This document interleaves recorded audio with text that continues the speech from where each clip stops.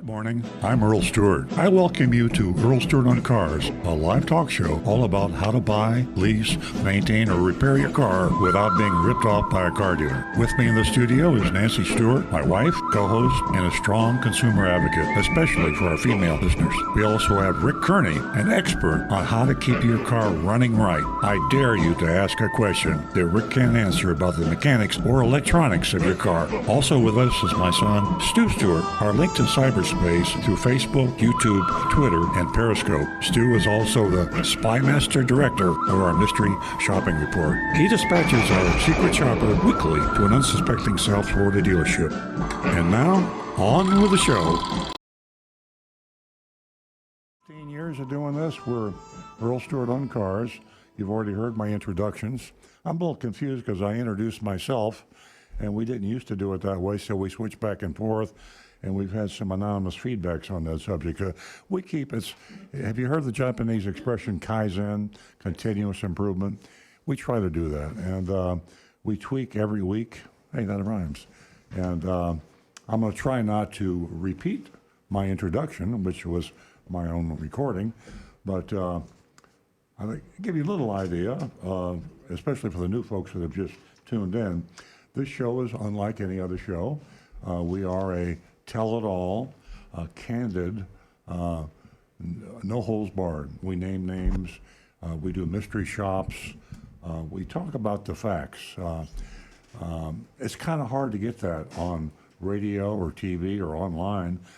You've heard all the chatter about fake news and exaggeration and downright deception and lies, and especially on the internet. The internet is just full of stuff that you just don't know whether it's right or wrong. There's some really good information and data on there. The internet's the most amazing invention, I think, in probably our lifetimes, but it can really mislead you. This show, we will not mislead you. We'll make mistakes, but if we do, we'll try to correct them, and we admit them. I hope that's refreshing. We're totally transparent on the show, and it's all about cars. It's simply, we're not trying to cure the ills of the universe here. We're just trying to get car dealers on the straight and narrow. Car dealers have been doing it wrong for 100 years, and I mean, I'm not exaggerating, they really have. And it's a haggle, hassle, horse trading, BS, deceptive, trick you, a bait and switch kind of a business. It truly is. I have a lot of friends. I'm a car dealer, been a car dealer since 1968. I have friends that just don't even like to mention my profession.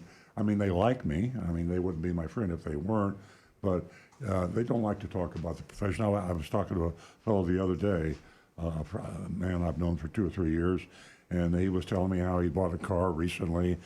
He's from Connecticut, and he says, you know, I bought it online. I didn't go into the car dealership because then he stopped.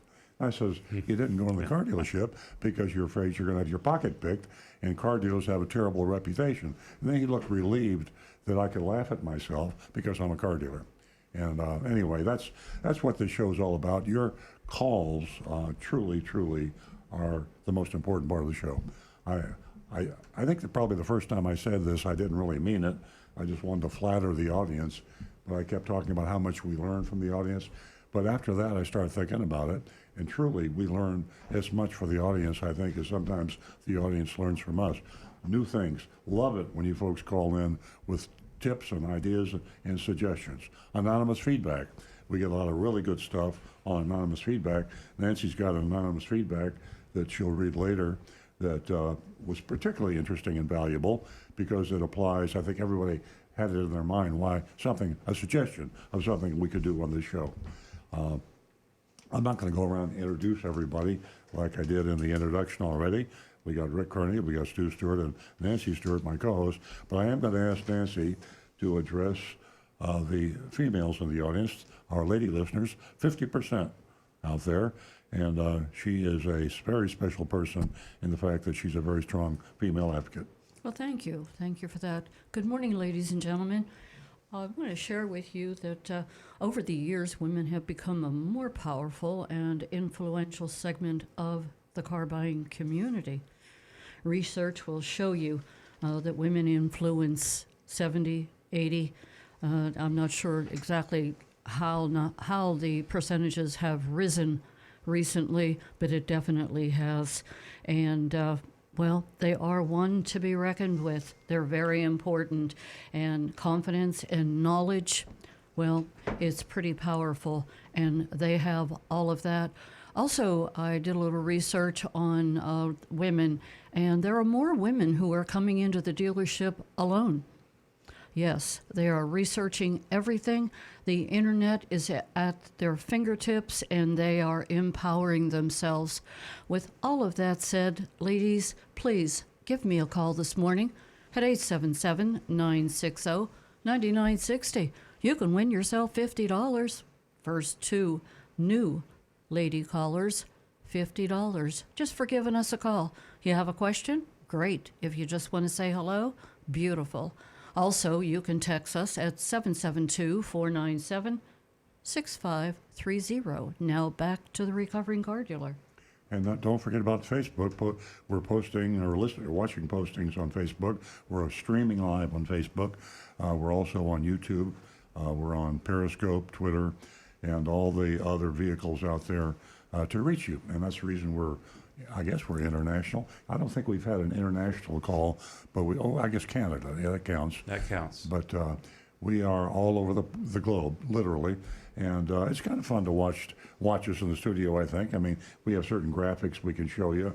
And our backdrop on our new green screen, I believe we have nighttime traffic situation behind me. I know we went back to the sign with the phone numbers. Oh, I can't see it. We can see the traffic lights through your shirt. Okay. We're still tweaking it. Yeah. Every week. New there's a studio, tweak. and thank you all who have been through the transition stage of this new studio. We really had some exciting times. The phone stopped working and things like that. But as I say, we know what a challenge it is for you to go out and buy or lease a car, and for that matter, maintain or repair your car. And we'd love to hear your experiences. You can call us. You can post. The text, I think, is very popular, and Nancy gave that number out. I'll give it out again twice. Text us at 772-497-6530, 772-497-6530. There's been a lot of excitement recently with the Takata airbag, and I'd love to hear your thoughts on that. Morgan Freeman has done a commercial that I saw last night on WPTV Channel 5, locally in Palm Beach County, and was called to our attention by Rick Kearney. He saw it on the History Channel, I believe. Yep. And the thing I love about Morgan Freeman is I don't care what he tells me, I'm going to believe it. I love Morgan Freeman. He is just, you watch him, his sincerity just comes out of every pore. And when Morgan says something, you believe him. And so thank you for whoever. Actually, what was the group? I didn't write that down. There's a group, a safety group that. Yeah, it's saferairbag.com. Saferairbag.com. And I tried to look up to see was that from the NHTSA, was that some other consumer group? The only thing I could see that it was saferairbag.com. Yeah. And somehow or other, we'd love to get Morgan Freeman's involvement in this show. I guess maybe the best way is to talk about it. Maybe there's somebody in the audience out there that knows Morgan Freeman or indirectly. I know he gets paid for commercials. I mean, he probably gets paid a whole lot of money, but I believe, I hope it's just not the visual, I believe he really cares about people. And if he really cares about people, maybe he would actually call the show someday. He could text us. We could even talk to him about doing some sort of a supportive commercial for Earl on Cars. After all, we're the only car dealer that I know that is truly proactively going after this issue with not just Takata airbags but dangerous recalls. And there's a lot of things happening. There's a bill in Congress right now that has been introduced that may possibly make it illegal to sell for used car dealers to sell a dangerous recalled car. Illegal to sell it by used car dealers or new car dealers who sell used cars. I mean, everybody sells used cars if you're in the car business. Senators Richard Blumenthal of Connecticut and Ed Markey of Massachusetts have sponsored a bill. And the chances of this bill passing are pretty slim. I'll just be honest with you. Of any bill passing. Of any bill passing, yeah. And you know how it is with the lobbyists, the heavy lobbies. And one of the heavy lobbies happens to be the Florida Automobile Dealers Association. And I'm going to hold this up for you folks that are streaming us. Here's a memo that I got because I'm a car dealer, and it's from the Florida Automobile Dealers Association. It was sent by Ted Smith, who was the president of the Florida Automobile Dealers Association, a fine man, by the way, but his job is to do what the car dealers want him to do. He's hired by the car dealers, and I'm going to read you this memo I got. It's not that long. Headline, Congress wants to ground used vehicles with an open recall. Congress wants to ground used vehicles with an open recall. Text of the message is this. On June 26, Senators Richard Blumenthal, Democrat of Connecticut, and Ed Markey, Democrat of Massachusetts, introduced the Used Car Safety Recall Repair Act, S.1971, which would indiscriminately, that's Ted Smith, the FADA's words, ground consumer trade-ins under recall, even for minor matters such as a peeling sticker. That's cute to obfuscate the importance of this. We're ahead of our time. Yeah. This legislation would cripple the used car market and push unrepaired vehicles into the unregulated private market. You got to laugh at this stuff. NADA, that's the National Automobile Dealers Association, opposes S1971 and instead supports the goal of 100% recall completion rate, as well as initiatives to improve consumers' response to recall notices. Well, for the uninformed, the recall system doesn't work. Up to a third of all cars on the road are never fixed. Bare minimum would be 25%. It's like playing Russian roulette when you buy a used car. You got better odds with Russian roulette. One chance out of 6 that you blow your brains out. One chance out of 4, you're going to get a car with an unfixed recall when you buy a used car. They ought to send Morgan Freeman door to door. Exactly. That would work. So I just thought I'd share that news with you. Hopefully we have some input, some texts, some calls. Yeah, absolutely. 877-960-9960. That's 877-960-9960. Certainly can't. It's a new day. I mean, whenever you have Morgan Freeman on your side, what a brand. What an amazing man. I'm sure everyone knows about Morgan Freeman. And for him to bring this awareness, to launch it to the public, to make it an awareness campaign is amazing. We're talking about saving lives. Morgan Freeman, what a day. Mm-hmm. It's a new day. Morgan, if you're out there, Yeah. or, I mean, somebody knows Morgan Freeman that's listening, indirectly, maybe somebody went to school with his mother or something. I mean, Well, the indirect that would be a very, very old person, I think. For him to have taken this on as a spokesperson just says so much about the topic, about so many lives that have been lost. And like I said, I have chills. I love Morgan Freeman. He is a brand to be reckoned with. Everyone knows him. And if he stands behind this, if he's joining us to save lives, this is a long overdue, important topic. Ladies and gentlemen, give us a call, 877-960-9960, or you can text us at 772-497-6530. We're going to go to Tina, who has been patiently awaiting to speak to us. Good morning, Tina. Good morning. How are y'all doing this morning? Fantastic. Well, I think today would be a great day to bring up an old topic that I brought up quite a few months ago. It was actually at the time that Prince Harry and Meghan Markle had gotten married, and it was vehicle design. And just recently, the new 2020 Corvette has been unveiled, and beauty really is in the eye of the beholder, but the Corvette was always known for its sleek, sexy, rounded lines. It was the voluptuous girlfriend of all cars.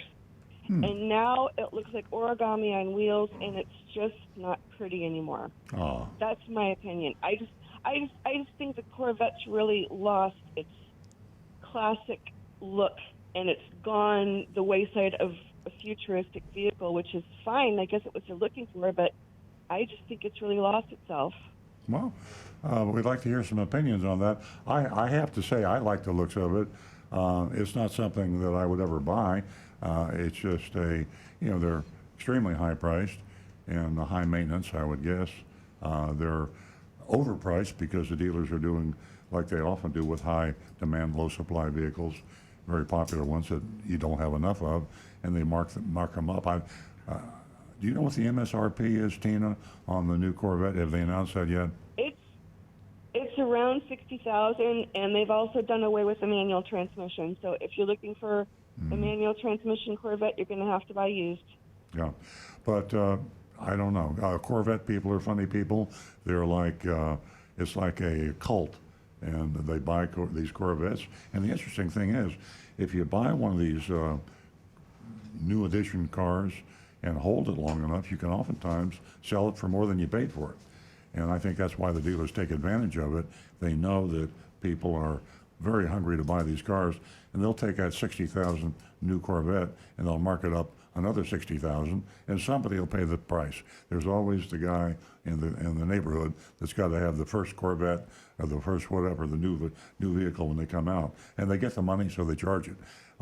It's kind of interesting, the psychological phenomenon of why somebody would pay, $40,000 or $50,000 over a sticker price. And Tina, as Earl said, it is a cult. It happens. It happens with the Jeep, happens with the Corvette. But I kind of feel like as if it has, lost its luster a bit. That's my personal opinion. I just remember the old days, and what a beautiful car.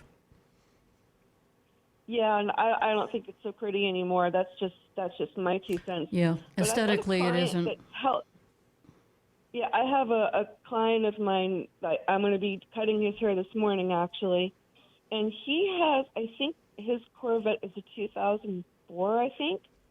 And I said I think twice today. It's the morning. Anyway, every time he buys tires for the car, he cries to me about it. He's like, oh, I had to buy tires yesterday, and it cost me $1,500 for tires, and it was the best price I could find was $250 a tire plus install. He says, oh, that's just killing me. I said, well, that you want to pay, you got to pay the piper if you want to dance. That's just how it is with some of these vehicles. The tire costs are very high. So, and parts cost. He says, if I would have bought this and such car, I would have only paid $80 to have my horn replaced, but I had to pay $7. Well, I tell you, Tina, I can't answer because I just don't understand the cycle. Strange, as a car dealer, I've been a car dealer for over 50 years, and I don't get excited about cars. I get to have to spend that much money to buy a tire. I would go the other way. But somebody once said about the guy that was going to buy a yacht, and he went up to the dock and he saw this big 100-foot, luxury, whatever, sports fish or luxury motor yacht, and he asked the seller, how much does it cost to maintain this huge yacht? And the seller said, if you have to ask me how much it costs to maintain, you can't afford to buy the yacht. So it probably goes to the guy that's going to pay $100,000 for a new Corvette. If he's worried about how much the tires cost, he can't afford to buy the Corvette. So it's only rich people that don't care, and they got all the money in the world. They go out and spend this kind of money, foolish money, on these low demand, high supply, or vice versa, high demand, low supply cars. No, maybe it's time we all started caring. Okay, Tina, if you are still on the line, we thank you for giving us a call, and have a wonderful weekend. Thanks, Tina. Frank, if you're still holding, good morning. Hey, Good morning, Frank. Morning, Frank. You out there? I apologize, Frank. You were on hold for a while. If you can, would you give us a call back? 877-960-9960. And we will go to John, who gives us a call from Palm City. Good morning, John. Good morning to everyone. Hey, My John. topic today is a very serious topic, electric cars. It's not only the car of the future, but it's here and now. They're growing at a rate of 7.6%. In 2018, we had 14 of electric vehicles on the market. By 2020, there'll be 8 more coming. Now, the seriousness about it, we all know the benefit Monday school starts, all the Palm Beach County school buses, electric vehicles. The seriousness I didn't know about that. it is this. Is that Yes, right? they Wow. just- Yeah, I told you that last week. All Nancy knew ordered that. with electric. Wow. But here's the seriousness of it. The states are against it. Don't ask me, why they're doing it, but it's the gasoline tax, the road tax. So they're socking it to them. When you have electric vehicle, it's as much as some of them, I think it's $50 more for registering it. It's $200, and it'd be raising more. Now, Georgia stopped all tax credits in 2015, so the sales in Georgia on electric vehicles fell dramatically. The tax credits actually started in 2010 on them. It's full credit. It started with Tesla, and it worked this way. Manufacturers selling up to 200,000 units will get the full tax credit from the government, and then after that, it's on a reduced basis. General Motors expires in October of this year. It goes from $37.50 to $18.75. But here's the whole thing. The punishment of electric vehicles by the State Motor Vehicle Bureau is absolutely ridiculous. It is.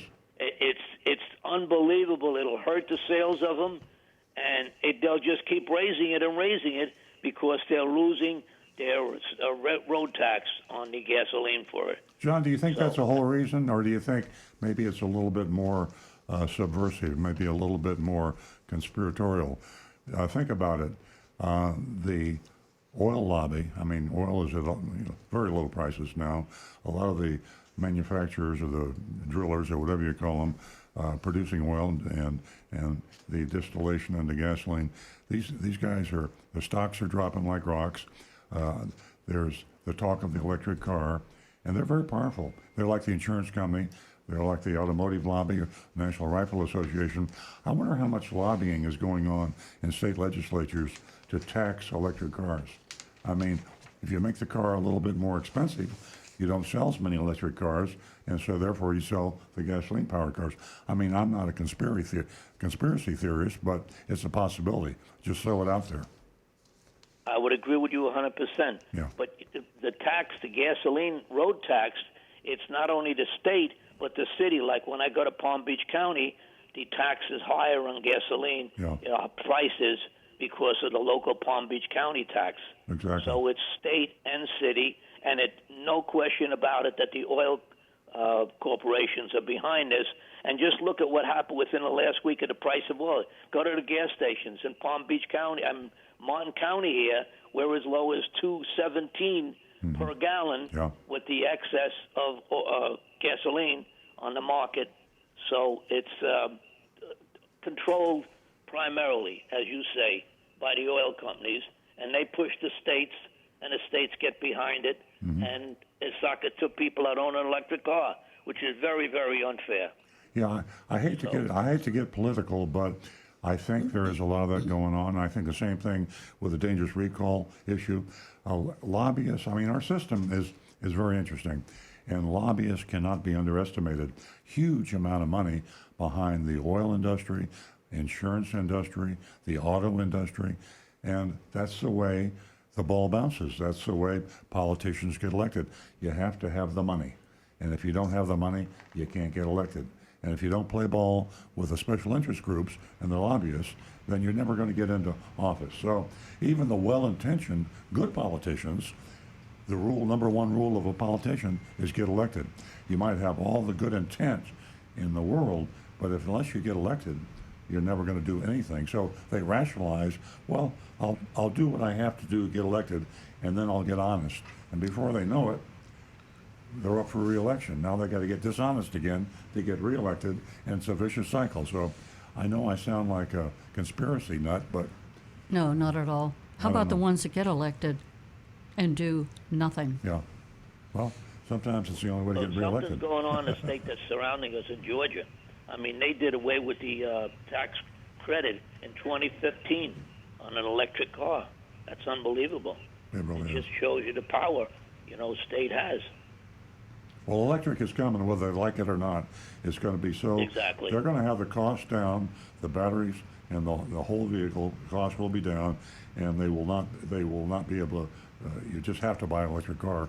In 20 years, you're just going to have to buy one. So get used to it, and it's going to come probably slower than we'd like, but it's almost here. Then I heard a rumor. I don't know how true it is. I didn't check with insurance. And insurance companies now, if you got a car in the garage and it's an electric vehicle, they may sock you a surcharge because they're worried that when it's on charge, it could cause a fire, and your entire garage and house could go on fire. But I don't know what the truth is in that. I hadn't heard and that. We know that the batteries today are so improved that that scare is out the window. Yeah. Well, I wish I was younger, because I'd love to watch what happens, 50 years from now, when there's not a single internal combustion engine on the road. And there's no doubt in my mind that will be the case. Electric is here to stay. You can fight it, you can slow it down, but it's going to continue to grow. It's here forever. Thank Yeah. you for taking my call. Thank you, John. You're a great caller. We appreciate it. Have a great weekend, Hopefully John. we'll talk to you next week. Give us a call toll free at 877-960-9960, or you can text us 772-497-6530. Anyone here on the panel know whether or not any of the school buses have seat belts? I think they do. Let me ask my kids. They would know. Yeah. Jake, Maggie, Josie, call the show, please. Jake will start laughing and say, I haven't ridden a school bus in 2 years. But I'll ask him. Okay, we got some text over there. Yeah, we do. One actually came in last Saturday after we had finished up the show. I had already answered, but I think it's a good thing to mention on the air. The question says, are there any honest Ford dealers in Central Florida? Because we were kind of picking on Ford dealers last week. Any honest Ford dealers in Central Florida? I said yes. Mullenix Ford and Apopka. And they're the only ones that we've ever mystery shopped that truly had no dealer fees or any hidden fees by any name. And there was a Mullenix running that store, and I spoke to this Mullenix personally because his store in North Lake Boulevard in North Palm Beach was not following the rules, Yep. and they did have a dealer fee, and he said he didn't know about it, or he thought it was, he kind of waffled, to be honest with you. He has a general manager who is also a legal partner in an LLC, actually owns a piece of the dealership.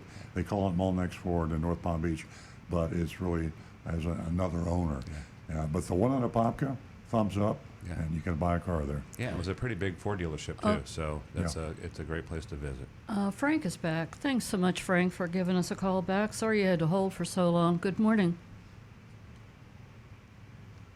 Hey, Frank, we still got you?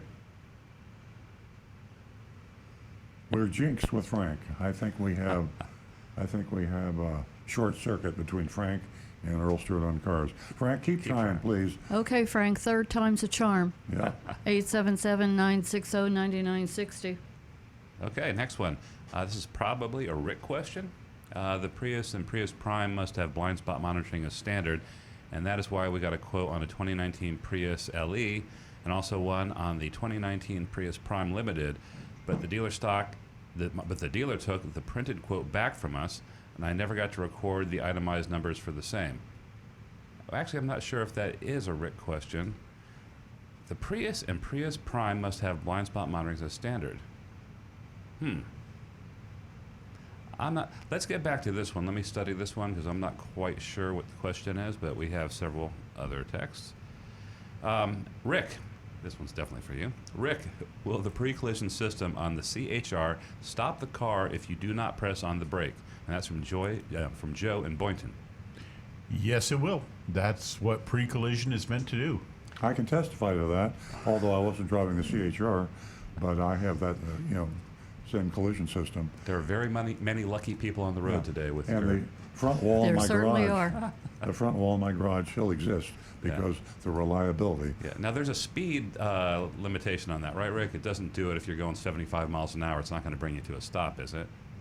It will do its absolute best. Okay. It will definitely get you slowed down. Obviously, if you're that close to the situation, it may not be successful getting you completely stopped, but it will do its best. It's a great system, I'm telling you. It is, one of the things that, this isn't a life-saving situation, but sometimes when you take your foot off the accelerator, the idle's not set exactly right, and you creep forward. And if you're busying yourself with other stupid things like texting or focusing on Tying the radio your shoes. or whatever you're doing, if you're not looking at the car in front of you, you can just kind of coast into it. And boy, that baby will stop you before you get to it. Yes, it And will. before anybody picks on Earl for his driving, this is a daily occurrence for me. As a matter of fact, that's how I park. I pull up to a parking spot. There's bushes there. If you have a faint heart, don't do it because it flashes red and beeps loudly. It screams brake at you. But it's really handy and very convenient. Yeah, very, very much so. This is from Jennifer. This is for Rick, and she wants to know if all the employees are in the auto body shop are ASE certified. In the body shop, Is I there don't an know. ASE certification for collision repair? There are ASE certifications for collision repair. However, I can't honestly tell you how many of our employees in the body shop would have ASE certifications because I'm in service department where it's actually two separate. Yeah, well, they have departments, they but- focus more on the Toyota manufacturer certification, and it's a requirement for a certified Toyota collision repair shop that all the employees be certified Yep. and trained Yep. and so on and so forth. So I think because of the specialty, when you're repairing a Mercedes or you're repairing a Chevrolet, you want to, this is a good tip for the listeners, if you wreck your car, hope it never happens, try to have the make manufacturer, if they have a collision repair shop, do the repairs, because they're pretty strict about that their collision repair technicians are certified and trained. And if you're going to have if you have a Mercedes and you wreck it, go to a Mercedes dealer with a certified shop. Alan, give us a call. Alan, I'm sure you're listening. Help us out here. I do know this, that we get notifications on service technicians when their ASC is about to run out, so we can remember them. So we see these. I've never gotten the notification on body shop technician. Okay. All right, we were talking about Morgan Freeman a little while ago, and we have a texter that says, Earl, you should call him and ask him to lunch. And I am completely down with that, and I'd like to go. I'd love, if anyone has Morgan's number, I'll call him right here on the show. Yeah. Absolutely. And Morgan, if you're listening, we'll even take a Morgan Freeman impersonator if you want to call the show right now. Excuse me, everyone. We have David on the line. He's given us a call from Loxahatchee. Good morning, David. Hello, David. I'm beginning to wonder Yeah, if we have a technical problem. I think we do have a technical problem. Can someone look into that, into the control room? Do they realize that we've lost? David four out of and five also callers. Frank. So, fellas, if you're listening, give us a call back, please. 877-960-9960. Or you can text us at 772-497-6530. Jonathan, you in communication by text or otherwise? Do you know what's going on in the control room? I'll text them. Yeah, are they? If they're not responding, maybe Rudy keeled over. I hope not. We used to be able to see Rudy. David's back on the line. Hi. Good morning, David. Good morning, guys. Hey. First David, of did all- you have to call back a second time? No, that's what I was going to say. First of all, is no. The audio did come up while I was on hold, and I didn't have to call back. So it's working like I recall it working in the past, Good. Okay. for me at least. Anyway, so Earl, I have a couple things. Okay. One is for Rick, I think. Back in the day, when we were youngsters, diesel fuel was just pennies compared to the cost of diesel fuel was pennies compared to gasoline. Sure. And once the major manufacturers all started putting out diesels and things like that, it's the school bus conversation is what got me started on this. We saw what happened to diesel prices, Yeah. and most of that is revenue. It's not cost, and it's not from the manufacturers, the petroleum producers. Most of that came around because they needed their revenue. And Yeah. that's such a point I wanted to bring up. Listen, Rick, now when these automatic braking systems on these cars, and I understand that they work in going forward, my example would be that guy at the stoplight who stopped in the middle of the intersection and decides to back up in front of you. And, of course, it's happened to everybody. where they forget to take it out of reverse. Well, those automatic braking systems help us behind that guy avoid a rear-end collision from the guy in front of us. That's it, guys. Thanks. Thanks, David. Unfortunately, no, they won't. And yeah, that actually happened to me one time. A lady pulled too far into the intersection. She backed up. She left it in reverse. The light changed again. She floored it right backwards into my pickup. Wow. And that's the reason why I have a dash cam in my vehicle now. But no, unfortunately, they don't operate for reverse because the manufacturers kind of didn't want to insult everybody by saying, really, you need to have us do that. So self-driving vehicles are the answer. David, you gave me a great idea. First of all, let me compliment you on being a very astute, intelligent caller. That is something that none of us ever thought about. It's something that's needed. And then you stimulated a little synergy here. What do you think about this? How about the manufacturers installing a system that when the car comes backing toward you, your horn blows? I mean, I can see why they wouldn't want you to suddenly back up because you'd have the car behind you have the same problem that you got. So they're not going to give you a back up to get out of the way of a car backing into you, but why not just blast that horn when suddenly a car approaches you at a collision speed?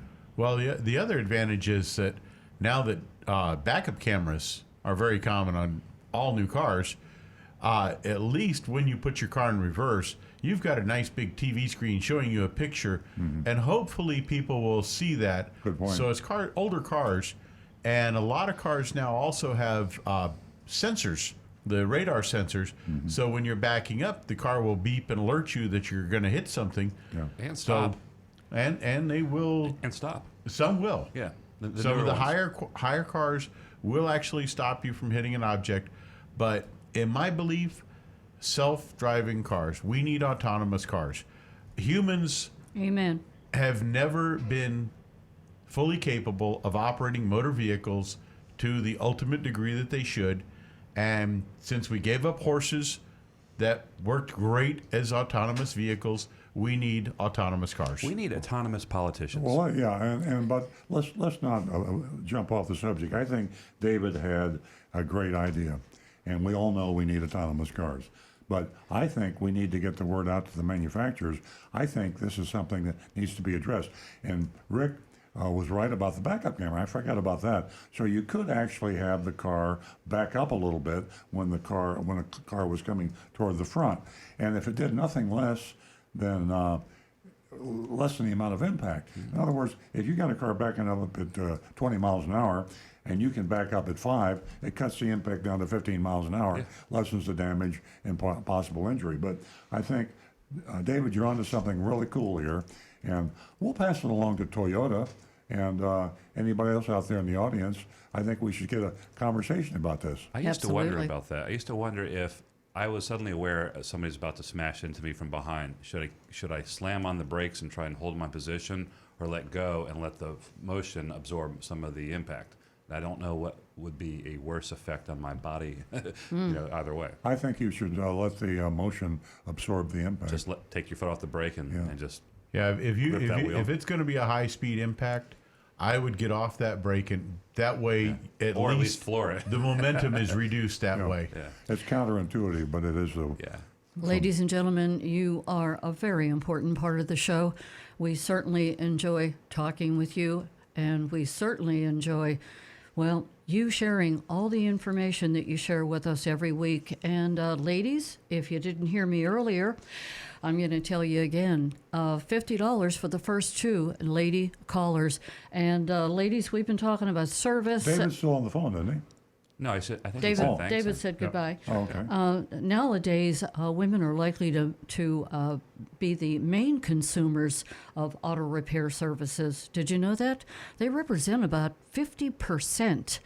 50% of the automotive service shops. They're taking care of it all, as if they didn't have enough to do. Ladies, again, $50 for the first 2 new ladies callers. How was your service? Share it with us. Stu, Back to the texts. All right, they keep coming in. This one is definitely for Rick. I sent Rick the text and the picture. It looks like a picture of a Toyota Corolla on concrete blocks with all the wheels and tires removed. Ooh. And I sent the text to Rick. Can you read that? And then I did. answer it? Okay. This is actually wheel theft has been a problem for many, many years, but recently we've actually seen a rash of it with Camrys and Avalons. I'm actually not surprised now with Corollas.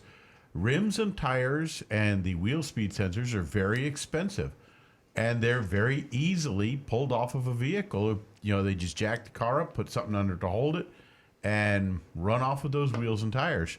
The caller was asking, or the texter was asking, what is the best way to get their vehicle repaired? And unfortunately, a tow truck is really the only way. Get it towed to the dealership, get your insurance company involved, because it's definitely going to be beyond the cost of most deductibles for the cost of those wheels and tires being replaced. And quite often, the car will actually sit down low enough that the backing plates for the brakes become damaged as well. Therefore, it's going to need to get to a shop to be properly inspected and repaired and get your car back to the condition it should be. And one way to avoid having anything stolen from your car is with a good dash cam. Absolutely. In fact, I saw a car the other day. Nancy and I were going somewhere, and they had a sign, a sticker on the side of the car. This car protected by video surveillance, something like this. So in this high-tech world, it's believable. The crooks believe it, and they're going to go to the car, steal the wheels off the Corolla that doesn't have the dash cam. Path of least resistance. My car, I've got one of these OWL, OWL, like OWL dash cams. Do that It's again. amazing. Absolutely amazing. Somebody walks by the front of my car, somebody bumps into my car. When I have my car serviced, I can look at the technician and see what he's doing. I can actually hear him, and you can see what's going on outside and inside your car. But it's like a $300 or $400 investment, and they really work. Well, we actually have a question on Facebook about that. It says, can you talk about dash cams and where to find a good one? We both, Earl and I and Nancy, endorse the OWL cam because we have them in our cars, and it works great. But there's a lot of them out there. Yeah.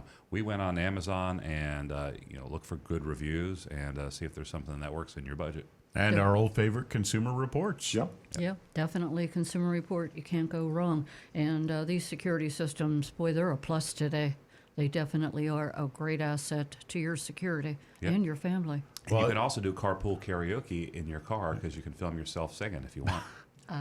Now, to throw this thought out, the OWL cam, I love one main feature on it, and that is the fact that all the footage from it is automatically uploaded directly to the cloud, just in case the person that breaks into your Very car true. steals the camera. Yep.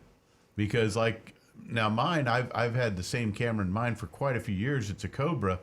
But if they steal that camera, I don't have that footage anymore. Oh, you have like an SD And card? I do, and I'm thinking about switching to the OWL cam now, simply because of its It works like internet your cell phone. capabilities. It has a like a cellular connection, and it constantly uploads everything it records into the cloud, and you can access it by your phone. Absolutely. Okay, we got some more text over there. We don't do, and actually, this I don't know if Rudy wants to play any kind of sound effects because this is a historical text. It is the first text from a car dealer that we've ever received. Wow. Yeah. Wow. But it's going to shock you. That's Was good. that Rudy? Rudy? That sounded really amateur. Sorry. Okay. We'll take that. This is going to surprise you, though. Okay. Good morning. Thanks for all you do. I had a customer asking me to provide a 1-year warranty on a 2008 sedan with 130,000 miles. I offered 30 days of warranty on Powertrain, but she said the Honda dealership gives 1 year on used cars, and that shocked and surprised me. I didn't want to doubt her, but wanted to check with you if this is possible from your experience. By the way, I will be 1 year in the business on the 15th, but I flipped cars for about 10 years. Please advise if this is a question that can be answered here. I solely base my business on trust and integrity, so I don't want any of my customers to feel I have something I am hiding. Thank you, Stewart family. We love you. You inspire me so much. God bless you. Well, first of all, that's a car salesman, not a car dealer, but he works for a car dealer, right? Well, I think you could interpret it either way. Yeah, I think it's a car salesman. Well, he says I base my business on trust, so I thought that was a more of a broader. Yeah. Well, you can text us back. Let us know what your position is in the dealership. Powertrain warranties are not worth the paper they're printed on. And car dealers are actually advertising free warranties, lifetime, on powertrain warranties. A powertrain warranty only covers the lubricated portions of the vehicle, and the warranty only is in effect if you do the rigorous maintenance, at the very least recommended by the manufacturer, at the very worst recommended by the seller of the powertrain warranty. And a powertrain warranty can require you to change the oil every 500 miles if they want to. It's in the fine print. You don't see it. You don't know about it. So powertrain warranties never have any claims. And I'm sorry, Stu? I'm just saying I texted him. He owns the dealership. He owns the dealership. Well, thank you very much for being the first car dealer. If you'd like to tell us your name and your dealership, we'd be happy to give you some free publicity. The fact that you listen to the show and compliment us on our integrity and recommendations would give your dealership a lot of credibility, and we'd love to hear your dealership and give you some free PR. But the answer on warranties is powertrain warranties are worthless. The Honda dealer that gave 30 days was giving nothing. You give 1 week, that's nothing. It sounds good. It sounds good. If you want to give a good warranty, you can. You can give a 30-day unconditional money-back guarantee, whatever you want to do, but it's going to cost you some money. If you have a manufacturer's warranty type of thing, they call bumper to bumper, pretty close, but doesn't include literally everything. You can give that too, but it might have some claims. The only reason car dealers offer powertrain warranties is because they cost them nothing, and they cost you nothing, and that's exactly what it's worth, nothing. There you go. All right, next text. Let's see here. Oops. How do I avoid, and there's no name on this one, how do I avoid the hidden and extra fees when buying a car or motorcycle? Well, you don't have to play the dealer's game with, it's kind of like an Easter egg. I'm trying to find my hidden fee, try to find my hidden charge. You're playing their game and you're going to lose it. The car dealers today have multiple hidden fees. They used to only have one. In Florida, it's a terrible situation. Some states, they have a little better regulation. But in Florida, you can call a hidden fee anything you want. You can call it chopped liver. You can call it Earl Stewart. You can call your hidden fee anything you want. You also have no limit on what is charged. A car dealer can charge $10,000, $1 million on a hidden fee if he can get away with it. Typically in South Florida, they average in total over $1,000. So instead of playing the car dealer's game about find my hidden fee, you just go to the dealer and say, I want an out-the-door price with government fees only, meaning tax and tag. And you say, you give me your lowest price, including everything except tax and tag, and I'm going to shop and compare your price with your competition. So if he's going to put a hidden fee in there, let him do it, because you know, all you know is the bottom line fee you got, and if he doesn't have the lowest price, you never come back. Sometimes they'll refuse to give you the price, but you just tell them, well, you'll never see me again. Nancy Stewart, my co-host here, has a affidavit that you can download on the web. It's www.outthedoorprice. Is it Out the Door Price or Out the Door Affidavit? It's outthedooraffidavit.com, and you can also download it at earloncars.com. Yeah, that's easier to remember, earloncars.com, and on the right-hand side of the homepage, there are a number of things that we have, including the Out the Door Price Affidavit.com. If you can get, there it is, Nancy's holding it up for the camera. If you can get them to sign that affidavit, they are swearing. Can everyone legally, see it? They're swearing that they have given you an out-the-door price plus tax and tag only. So that's my long answer to how do you find the hidden fees when you buy a car. Speaking of fees, I have a text. I don't think our audience saw that affidavit, but I'll put that up later. Speaking of fees, this is a text from Marta.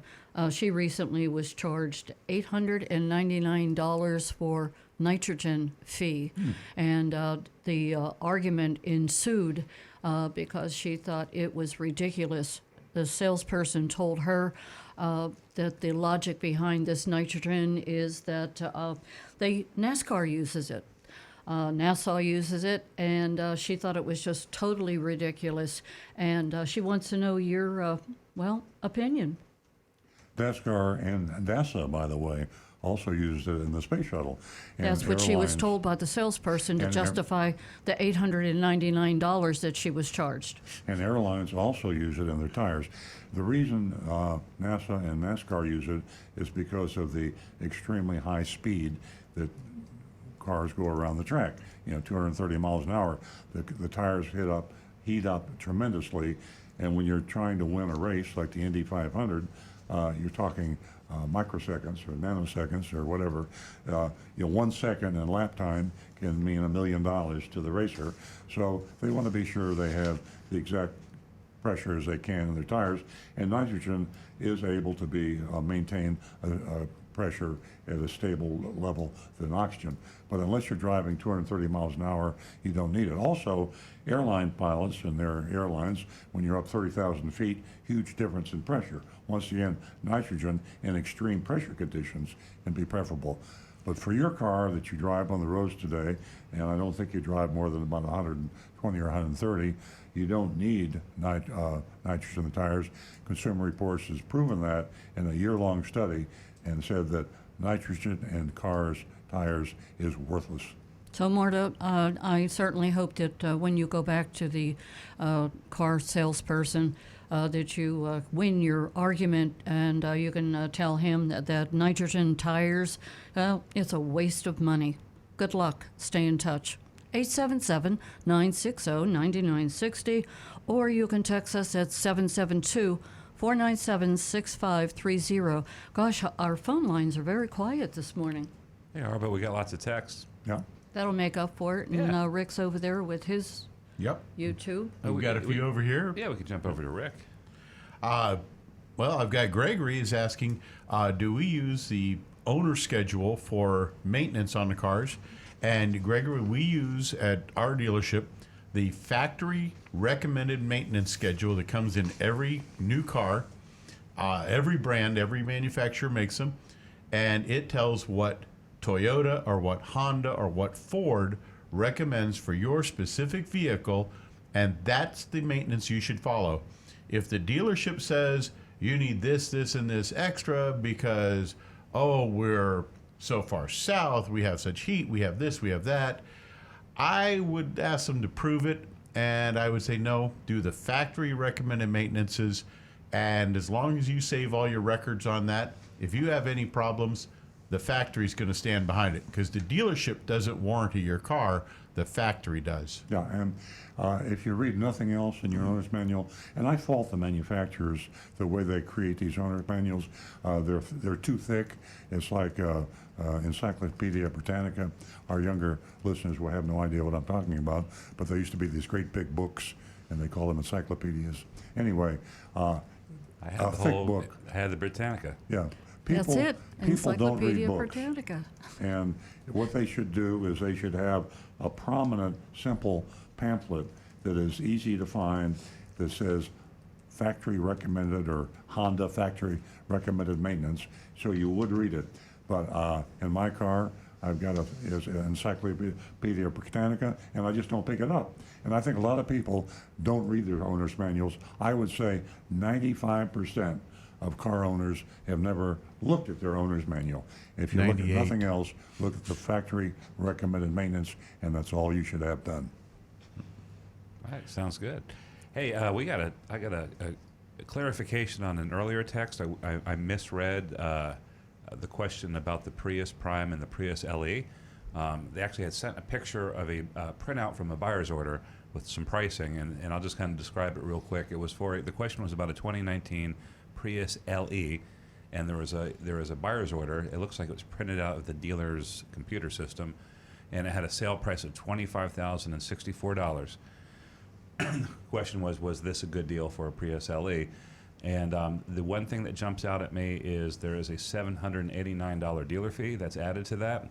I would say that the price of $25,064 is a pretty good price, but the dealer fee kind of puts it a little bit above average for that vehicle. So I wouldn't say it was a terrible deal looking at the bottom line, but I think you could probably get a little bit of a better deal if you address that that dealer fee. And there might be another dealer fee he hasn't seen yet. Yeah, well, I'm looking at this is kind of like from the guts of the system, and so I think that's about it because it shows even itemizes the sales tax on the dealer fee. So Is it a vehicle buyer's order? It's not a buyer's order. It's a printout from. It looks like a Reynolds and Reynolds, which is a dealer computer system screen. I recognize that we used to use that program about 10 years ago, and it looks like a fairly extensive breakdown of the price. So if you can get them to do a little bit better on that dealer fee, have them take it out, you got yourself a really good deal. Okay. Great information. I've got a really interesting one here from Steven. Now, this is something that I have not tried, and I'm thinking I might look into this. Modern headlights all seem to fog over time, especially here in South Florida. The UV light from the sun, you see the plastic on the headlights, they turn that foggy appearance. And he's asking if they're applying a protective film over the headlight will help to reduce this or prevent it. And truth be told, I just recently purchased a brand new RAV4 for my wife, and I'm thinking I'm going to look into finding some of these protective films and put them on the RAV and see how it works on this brand new, very expensive car we just bought. You know, a big investment on my part. So yeah, I'm thinking it's a good idea. I'm going to try it. Well, shouldn't you check the legality of whatever thing you cover your headlights with? Absolutely. Yeah. And as long as it's a clear covering, a clear film, it should be legal. But I will verify that first to make sure that I don't do anything illegal.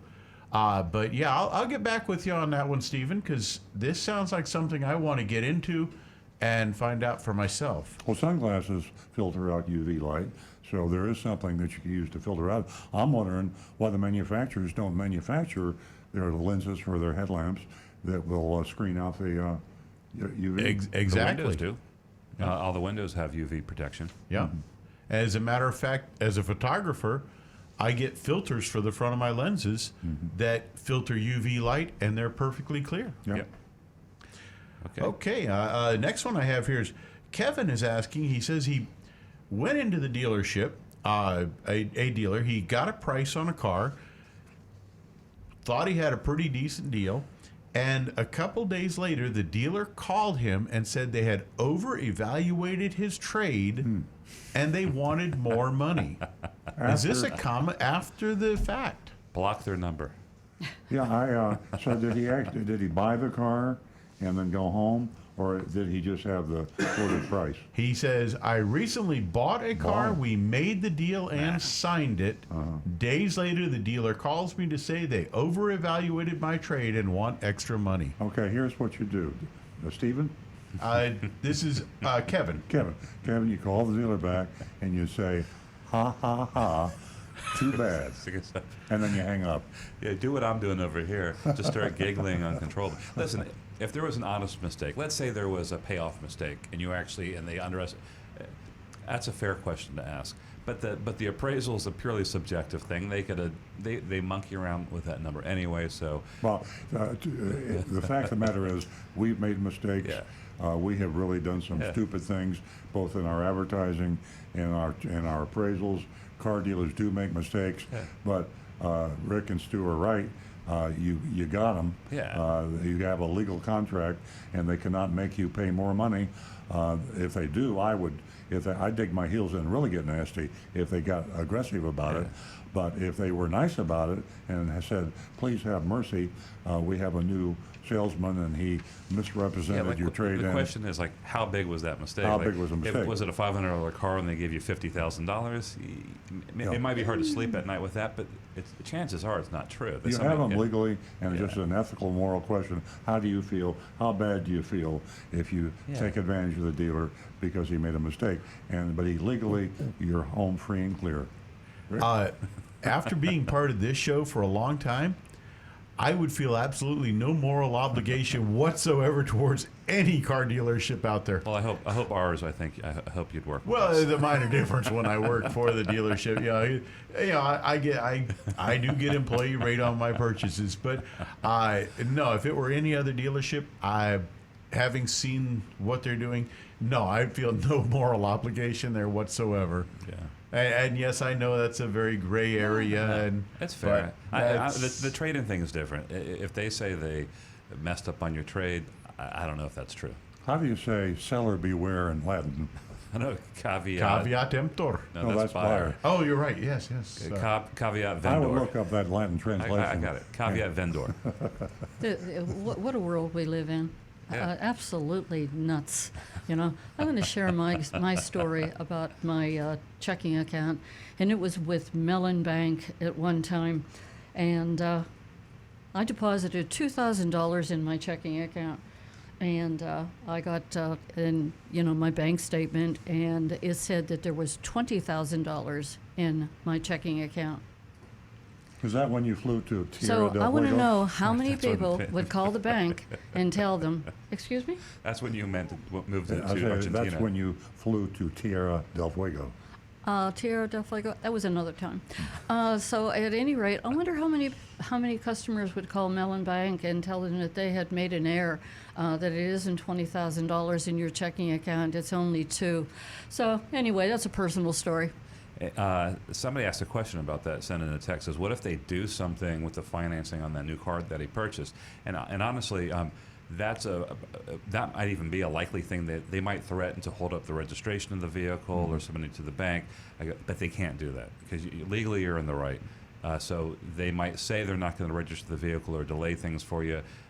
Hold your ground. Unless you listen, honestly, if it was like a huge crazy that's obvious, Yeah. they gave you $1 If you million just for tuned your in, trade. we're talking about somebody that bought a car, salesman or the manager, someone at the dealership made a mistake on the trade-in valuation to his favor, the buyer's favor, called him 2 days later and said, you owe us another fill in the blank, $1,000 or something like that. The question is, do you be a nice guy and it was an honest mistake? If they threatened me, the point I was going to make, if they threatened me is the implication could be that's what would happen. I would dig in Okay. my heels and say no. Yeah. And if they were nice about it, then it's up to Have you. a conversation Yeah. and see Sounds- if it's reasonable. sounds And great. Kevin just updated. He says they wanted $1,500. He says, I'm just digging my heels in. His words even. Yeah.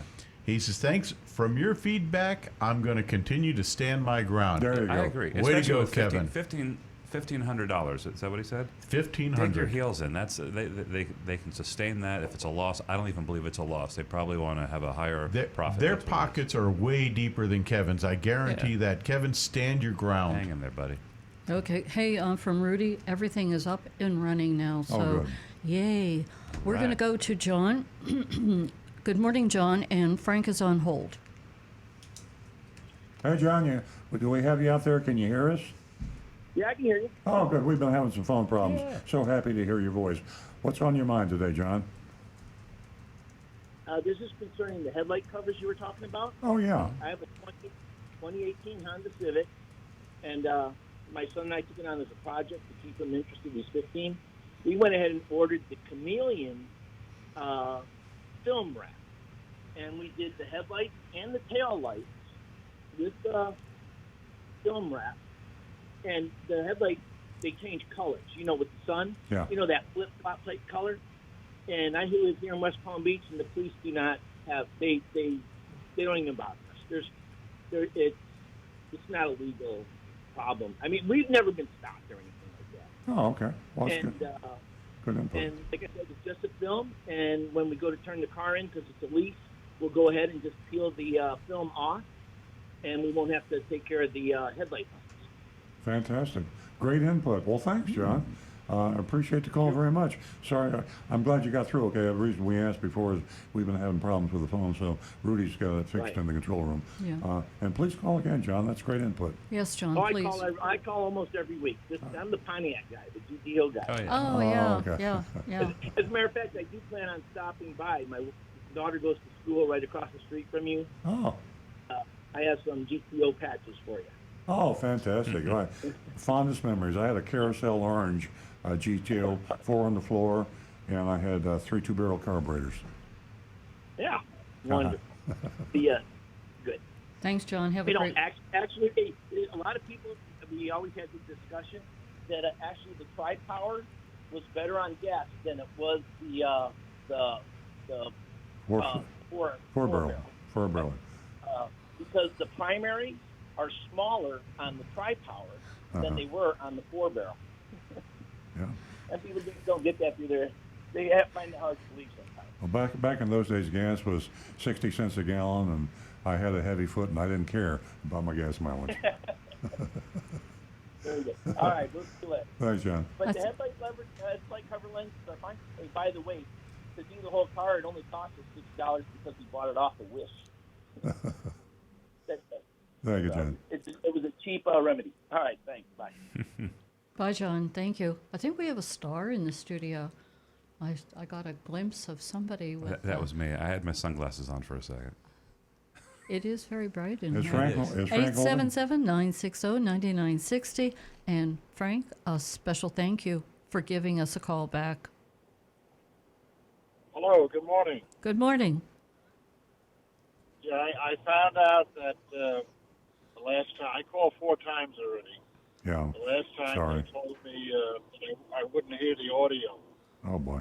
Our apologies. until you. Still getting the bugs out. Thanks for your patience. Yeah, I know you're in a new place and all that stuff always happens. Thank you, Frank. But the problem is I waited so long I forgot the question. You know, it happens to me all the time. That's the reason everybody gets mad at me because I interrupt them. I say, look, if I don't interrupt you, I'm going to forget what I got to say. So, you know. Anyway, I got to ask Rick this question. I'm the guy that bought the RAV4 3 months ago. Oh, yeah. Yeah, I know you, Frank. Yeah. You know, the Costco store, yeah. Right. Yeah, well, that's a good It's subject written in anyway. the same car. Yeah. I think that's a good reason to call because a lot of people didn't hear about that. We warn people we tell people Costco Auto Buying Program is a great place to buy a car. So Frank knew that and he listened to us. So he wants to buy a car from us and he comes in to buy the car and our salesperson, former salesperson, did not give him the Costco price, told him he was giving him the Costco price. And here we are on the air pontificating and lecturing people and accusing other dealers of fraudulent and deceptive things. And we did the same thing to Frank. And we didn't know about it. I mean, to John. Frank. Yeah, Frank. And we didn't know about it until Frank called back in and told us about it. And anyway, life is interesting. And we put a new process into place. Yeah. So we went on the honor system with Costco. Now we go through the whole Costco website and make sure that way Costco can follow it and make sure that it's even if we screw up, Costco will catch us. Exactly. Well, Frank, you're a great caller and you're a great customer. Today's question is for Rick. Okay. I have the same car that he has, and my tailgate, it happened again last Wednesday. I can't open it. If I push the button on the dash, I push the remote key, I try to open it manually from the back, I put my foot under the bumper, it just won't open. And then because I open it every day, a couple of times, and this has happened maybe 5 or 6 times since I got the car. But the last Wednesday was the worst. It wouldn't open, and I had to put everything in the back seat. There's a setting on that, right? Could it revert? I'm almost wondering if there's something might be going on because there's actually a control setting on the dash controls on the combination meter where you can turn that on and off, and you need to activate it on that center console. But since yours has been operating, for it to suddenly stop like that, it's weird. Bring it in. That sounds like something we'd want to get a scan tool hooked up to and see what those computers are seeing. There's something going on there. I would bring that in for either to our shop or any Toyota dealership and tell them what's going on. Just say intermittently that back hatch is not operating and ask them to put a scan tool on that and find out what's going on there. Yeah, it doesn't make It's too sense bad to I go didn't- back to the factory settings. I was in there on August 1st for my 5,000-mile first checkup, Mm-hmm. and I asked the service writer when I first pulled in, do I get a prize? He looked at me kind of like I'm crazy. He said, what do you want a prize for? I said, well, it's a 5,000-mile checkup. And I kept insisting, and You're supposed to get a cupcake. I said, look at my odometer. It's exactly 5,000 Oh, miles. on the on. How Oh many wow! people can do? I don't think that's How ever many people happened. can do that? That's Yeah. tough. As Say, you just gave us a great idea. I love promotions, and we're going to do a promotion. You get a cupcake. That if if you- I mean, how about this, Frank? The one that comes in closest to 5,000 miles.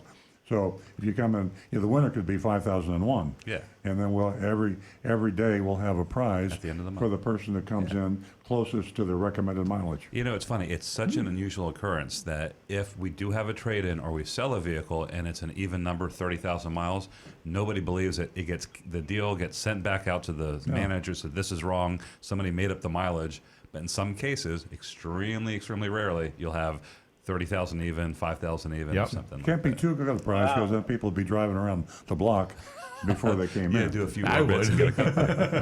But what an amazing idea.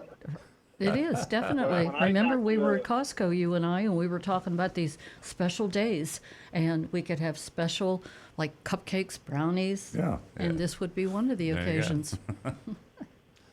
A week before, I realized I'm getting very close, and every day I travel, I play golf. I go to the cemetery where my wife is. So I'm looking at all these miles, and I said, when I'm going to be pretty close.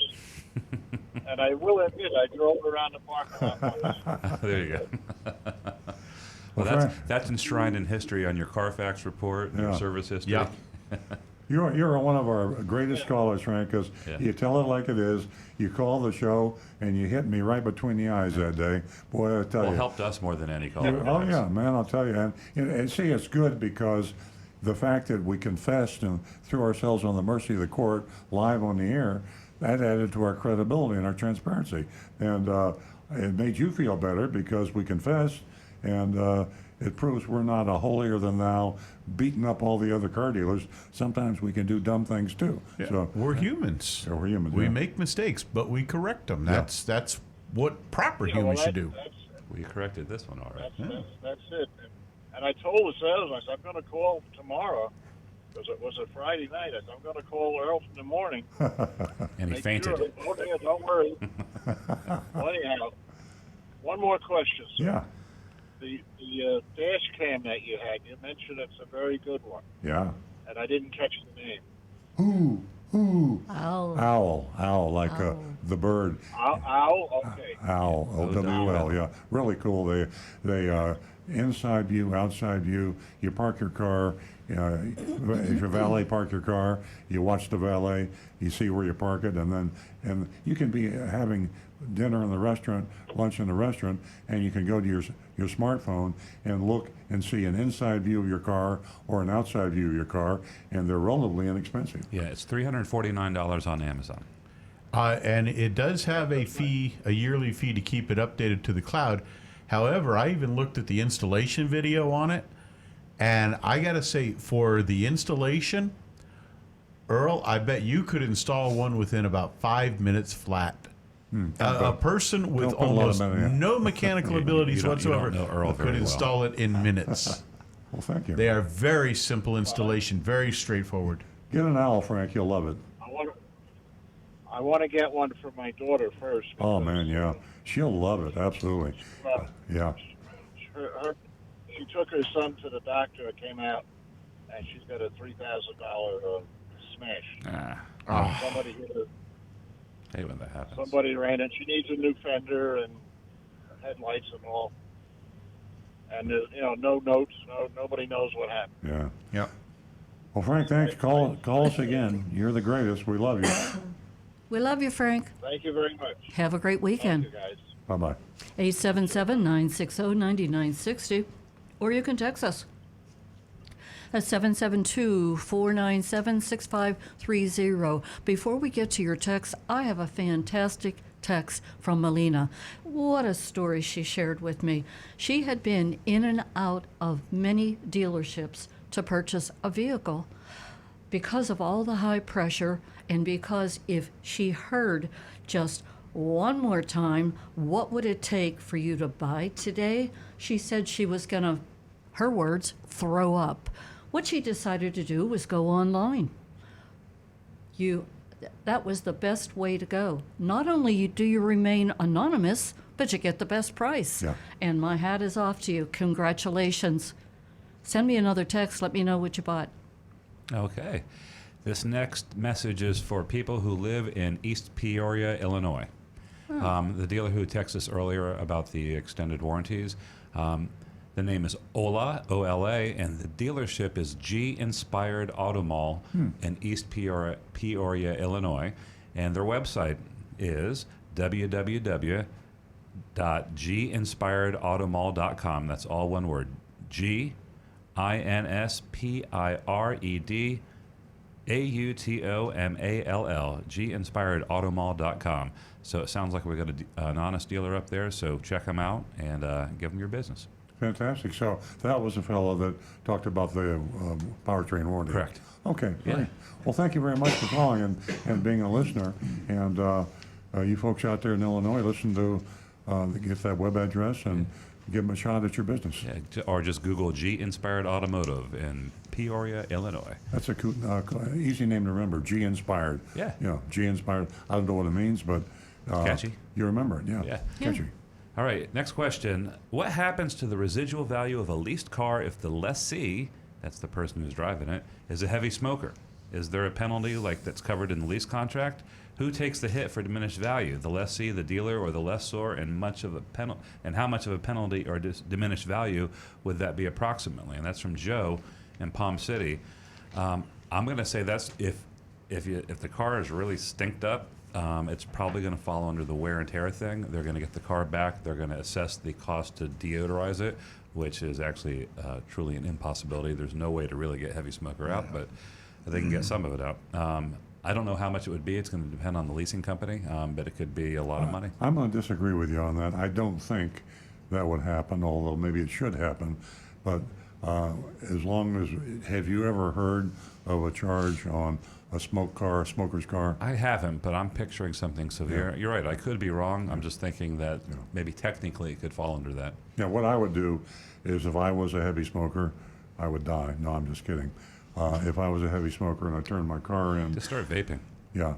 If I turned my car in, I would have it done, and I would have it, temporarily... Febreze the hell out of it. Yeah. And then be sure when they did the inspection, and I signed off on the inspection, that there was no note of that. But I don't think you're going to get... You know what I'm going to do, just for clarification, I'll reach out to our leasing company and see what they would do. Yeah. What about scrubbing the interior with baking soda and vinegar? I think it would be a big, nasty mess. Be labor intensive. Look, can I completely change the subject just for a second? Because, like I said, the earlier caller, if I don't do this, I forget about it. Hey, man, it's your show. Yeah, that's true. I forgot. It is my show. I made a mistake on the air, and I was talking to my younger son, Josh. He's my favorite son, Josh. And I hear. And we were in the car. Stu was weeping silently in the studio. And we were talking about, I always think Stu just left. I always advise people to buy rather than lease. And I said, in terms of depreciation, and I'm going into the reasons why you should buy rather than lease. And Josh said, Dad, I don't think that's right because the manufacturers are giving higher residuals. Yeah, I taught Josh that, by the way. Yeah, and okay. And so you do need to consider leasing all the time, and sometimes the manufacturers will jack the residual way up. Residual, the higher it is, that's the amount of money that the car is supposed to come back at, and they calculate your payment based on a lower or high residual. And sometimes they'll have a residual that'll be 10% higher than what the real residual would be. So you need to consider leasing as an alternative. All things being equal, if it's a normal residual, then I prefer purchasing. But I wanted to correct myself on the air because I gave out some misinformation. Yeah, it's an incentive, and Yeah. regular leasing is suspect. But if the manufacturer's spending some money, take advantage of it. Exactly. Next question is from Mark in Vermont. Man, we got texts coming in from all over the country. Are you familiar with a credit union buying plan, which is similar to a lease, except the customer is listed as the owner, and at the end of the time frame, you can rebuy the vehicle for another set amount of time and mileage? Wondering about the downside to this type of plan. And I'll confess I'm not familiar with that plan. Not familiar with it. It sounds like an ingenious idea. It sounds like something that a credit union could do because they're not a bank, and there are other advantages credit unions have, one of which is not the huge intensive regulation that banks have to go through. Their overhead and their expenses are much less than a bank, and they don't have the regulation. In this case, it sounds to me just like a lease by a different name, and you probably are getting some advantages, and that's why the credit union does it. I'd like to get some more details on that. We'll Google that and report back to the listening audience. There you go. Also, we got a text from Anne Marie. I don't know if we heard from her last week. Anne Marie says, "Good morning. I don't have any questions, just an observation today. I recently went on an excursion to the Yukon. Much to my surprise, the road was better up there than we have around here." You're kidding me. Is that right? I guess. Oh, wow. Wow. That's quite a statement. Yeah. By the I way, believe folks, as just a public service announcement here, despite what Nancy said, remember that mixing baking soda and vinegar Neutralizes. causes an incredible amount of foam Boy, does it and ever. massive amounts of carbon dioxide. So be very careful if you're playing around with baking soda and vinegar. And Remember those inside a old locked car. fifth grade All those experiments science and experiments science where they ex- made the volcano explode. That's done with baking soda and vinegar. So Yeah. very cautious there, folks. On a serious note, my house always has baking soda and vinegar, and I use it faithfully, and it's a natural cleaner, and it does foam. Oh, yes. Nowadays they make the volcanoes with a 2-liter bottle of Coke and a Mentos. Absolutely. Oh, we're giving away all our This secrets. is not a home remedy show, folks. Let's move along. Welcome to Earl Stewart DYI. Okay, Earl, I'm sorry, this is from Johnny in Riviera Beach. Is Earl, if you're stopped at a red light and the bozo in front of you has put his or her car in reverse, the reverse lights should be on. And if you see the lights on before the red light changed to green, I would just start blowing my horn to get that person's attention. Speaking of dealers' fees, it seems like everyone is charging fees. Banks, hotels, motels, TV cable companies, airline industries, you name it, and there are fees everywhere. I guess we just have to get used to it. Yeah, the fees are okay if they're included in the price. Otherwise, the only reason you have a fee is to hide the price. Yeah. And if an airline, for example, now everybody knows that airlines are charging extra for baggage. Yeah. And so it's not so bad because everybody knows it.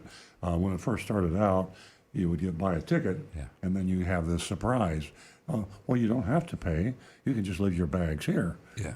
But fees are okay as long as they're included in the price.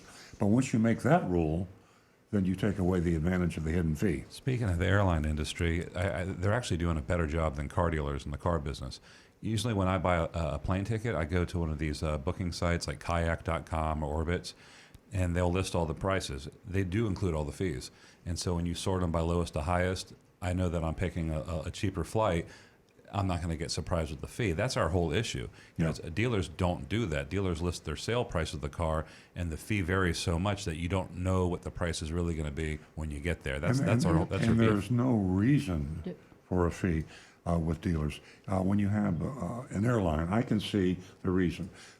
If you didn't charge anything for baggage, and some guy came with 6,000 pounds of baggage, that would throw you off a little bit if you're flying airplanes, because fuel consumption and space in the cargo hold, There's a lot of reasons you don't want people to take advantage of the free baggage thing. Absolutely. There's no reason for a car dealer to charge an electronic filing fee, a notary fee, a dock fee, a nitrogen in the tires fee. Yeah. All that is pure BS, and it is just simply to increase the price over what you thought the price was. Absolutely. There And is ladies, one reason. Ladies They're and evil. gentlemen, you can go to Consumer Report and you can look up "Protect Yourself Against Hidden Fees." Excuse me, Rick. I have to get to this. These two callers that just came up, and they've been waiting. Dennis is calling us from Lake Worth. Good morning, Dennis. Good morning. What can we do for you? I have a product that I've used for my headlights for quite a few years. It's made by Meguiar's, and it's called Headlight Protectant, and it provides UV protection, and you just put it on a few times a year, and it's kind of like suntan lotion for your headlights, and it's worked great for me. Wow. Where do you buy it? I bought it at, I think I bought it at Amazon, but a lot of stores carry the Meguiar's product. They make all kinds of waxes, and they make a kit for cleaning headlights. It's got a little lamb's wool bonnet, and you can put it on your drill, and it's got some polishing cream. And so Meguiar's is a real big maker of waxes and sealants and all kinds of products for your car. Some Walmart sells some of their products. Auto Bodies or regular auto stores like AutoZone sells them. So they're pretty much all over the place. Well, thank you. What's it cost? This bottle of stuff cost me, I think, $7. Oh, man. Wow. Very reasonable. Yeah. Cool. And it's, like I say, worked great. I had a car I recently got rid of that I had for 18 years, and the headlights were still clear, and I've got another one that's 7 years old, and the headlights are perfectly clear. And I got a new one I bought from you guys a while back that I've already put it on there, so it's all I can say is it worked great for me. Well, the car dealers listening to the show have heard you, and they'll be adding that to the pre-installed dealer options for only $1,000. Yeah. And Dennis, I'll be picking that product up myself. Yeah, we could put that on the addendums, yeah, right? Meguiars, and it's, like I say. Oh, yeah, I found it. I found it right here on Amazon, and it looks like there's a bigger kit where you get all the stuff, like you said, the lamb's wool bonnet and a bunch of other stuff for $22, but you can get just the bottle of it for like $8. Wow. Well, I'm gonna try that. We'll try that at our dealership. I'll attest to it. I've used it for years now. It's got great reviews too. And I have a comment about one other thing. I've seen the thing about the electric cars, and I've seen some articles from states like out west where, the problem I think is with them, if you're not paying a gas tax and you're using the car on the roads, you cause wear and tear on the roads, and somehow states have talked about either charging by the mile if you're driving a car, because somehow I guess it's not fair for somebody who has an electric car not to have to pay anything to drive on the roads if they're not paying gas tax, because they wear the roads out just like gas-powered cars do. Well, that's a fair observation. And I said earlier when I was talking about conspiracy theories, I might have gotten carried away. I guess my point was this, that we should do everything we can to encourage the purchase. Here's the federal government, in my opinion, doing the right thing, subsidizing electric cars, because it's a good thing for energy cost. It's a good thing for ecological issues with contamination. And so to have a state government go counter to the general thrust, it just is a bit disturbing. But I understand your point. The electric car is causing just as much wear on the road as a combustion engine car. You get more and more of them on the road, and you collect less and less gas tax. Well, who's going to pay to fix the roads? You make a good point. Into a toll road, or it's kind of a double-edged sword, Yes. Maybe the federal government should bear the weight for promoting the energy efficient, and then subsidize the state so that they can get their revenue.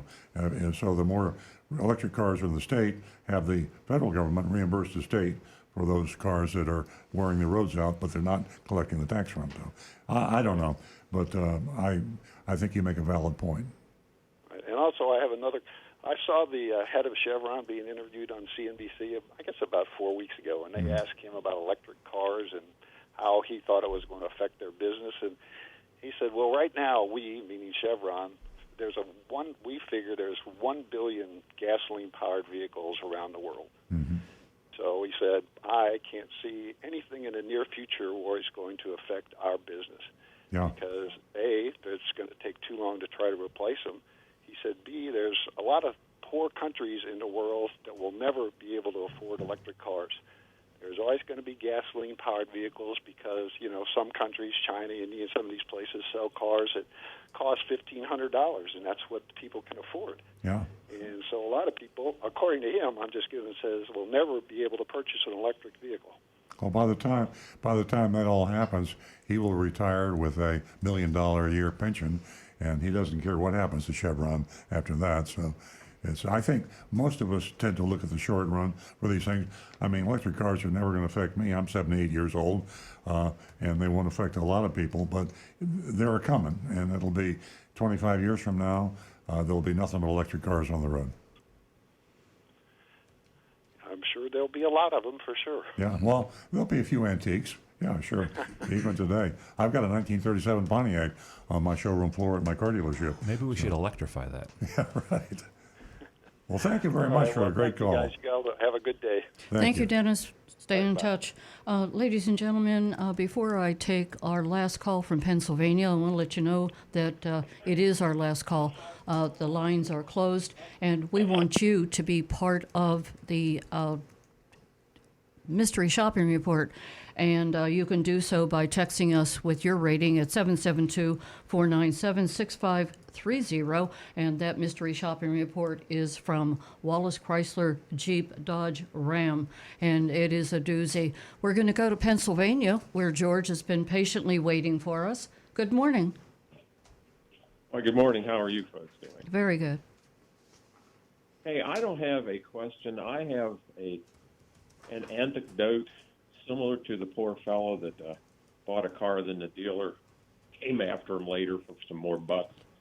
About 20 years ago, I was working at a car lot, and a in-law brought his beat-up old Dodge van in to trade it in. It had $160,000 on it.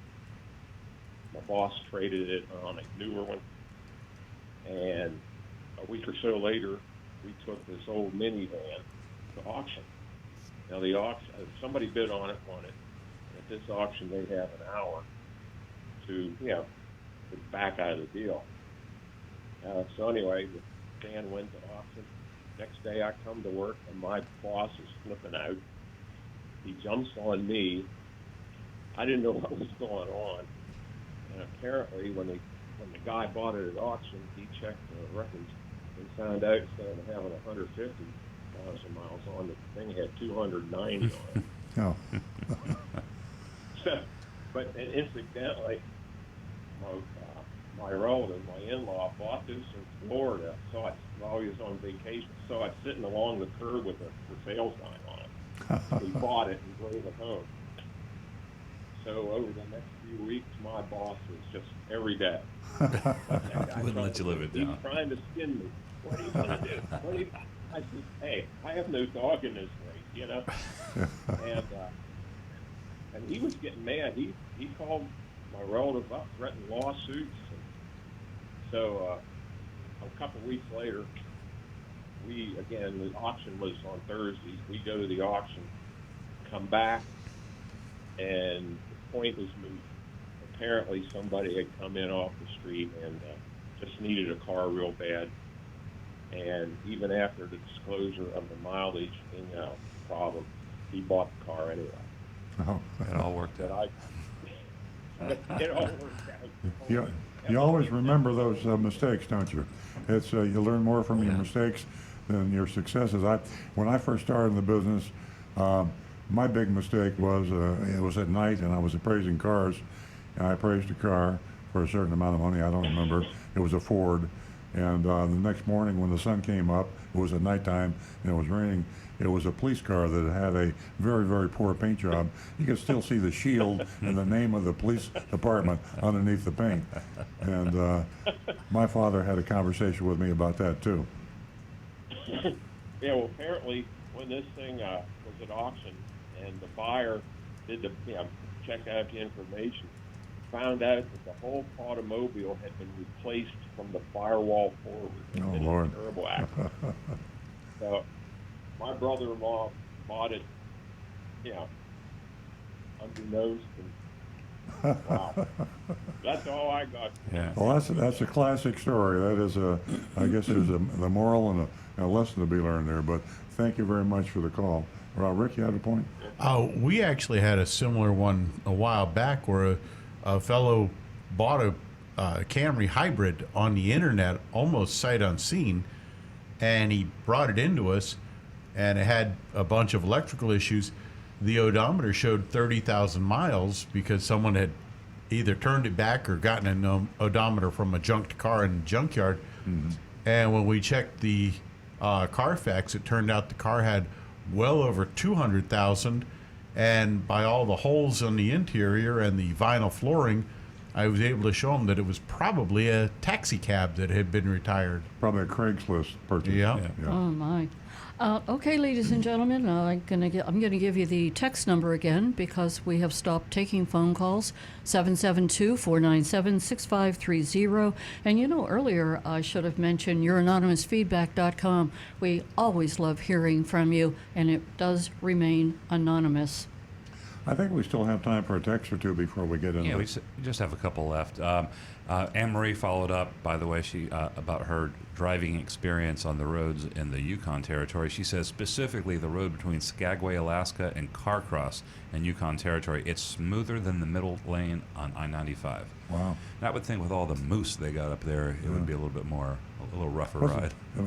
Moose? Are there meese, the plural of that? Is it? I always say meese, but I'm always corrected. It's mooses. Moose. And then Mark in Vermont, who told us about the unusual leasing arrangement with his credit union, he sent us a link to it, so we'll check that out. And it's actually vermontfederal.org, and so we'll look it out and we'll address it next week. Sounds good. One last one, and this is on our Facebook Live feed, and this came from Cable, who's a regular listener. He says, on the topic of auto body repairs, recently I had an experience, not a good one. I learned that most mainstream insurers will not pay to have luxury German cars fixed at the body shops that specialize in those brands because they won't pay those steep fees. They'll push you towards shops that are geared to repairing Chevys, Hondas, and the like. Seems unfair, but it's a fact. It is true, and that is a dastardly true fact that our regulators ignore. Mercedes, I happen to know, is very, very careful about their cars being repaired. They require that you use factory manufactured parts, OEM parts. And as we've talked about on this show at length, that when you replace a crash part, meaning something that absorbs the energy in a crash, fenders, bumpers, hoods, these are manufactured to very tight tolerances and thicknesses, and the crush rate has to be to the thousandths of a second. Otherwise, your airbag doesn't go off at the right time, and you get killed in the car. Yeah. And Mercedes and some of the other luxury manufacturers are sticklers to that. The insurance company is saying it's going to cost us too much money to have your car repaired safely, so take it to the Chevrolet dealer because he'll do it cheap. And he'll buy a Taiwan part or a Chinese part, he'll put it on your car, and it'll save me a lot of money. And it is an outrage and a shame that the insurance companies can get away with that. Yeah. One last thing real quick is I was chastised for recommending vaping instead of smoking, and I'm going to have to hang my head and say I absolutely agree with you. Vaping is not something we're seriously recommending. It is probably really bad for you, and there's also a vaping teen crisis going on right now, and it's a bad thing. So don't vape, don't smoke. Take care of those lungs. Thank you, Stu. Great advice. I think that this is worthy of mentioning, and it is from Earl on Cars Anonymous Feedback. Yeah. So I'll give a shout out, and here's how it goes. Hello, Earl. We appreciate your mystery shops. They have proven over and over how important it is to be educated and ready to walk away. The mystery shops only tell half the story, however. Where is the remainder where Agent X goes to the box and storms out angrily? Where is the part where the pressure is put on Agent X to buy the finance officer's extended warranty, service plan, interior, Master Chef kitchen upgrade for tailgating? Where is the part where the box is exposed? Will you ever do a mystery shopping report where you follow through from obtaining 3 to 4 quotes to actually taking the keys and car home. Thank you, a that's a tough loyal one. listener. That's a tough one. We've done it before, and we're going to have to do it again. Getting all the way through the finance department, running credit and all that is a special level mystery shop that's tough to do, but we'll figure it out. We'll do it again because it's been a long time. We've done it before, and we've actually bought the car. So we'll put our heads together. We've done everything except shop and compare Yeah. before we went in and bought it. But yeah, I think that would be an actual true life simulation of exactly what people go through. It takes a special type of person with a special type of knowledge and aggressive abilities to be able to go through that. Yeah. Because you're subject, you have to be totally knowledgeable in the car business. You have to be aggressive. It is really, really tough to do that. But I agree with you, and thanks for that input. We will do it again. You know, and back to our conversation that we were having this morning as we drove in. Ladies, do you think that we're knowledgeable enough to do a mystery shopping report and to gather all those details?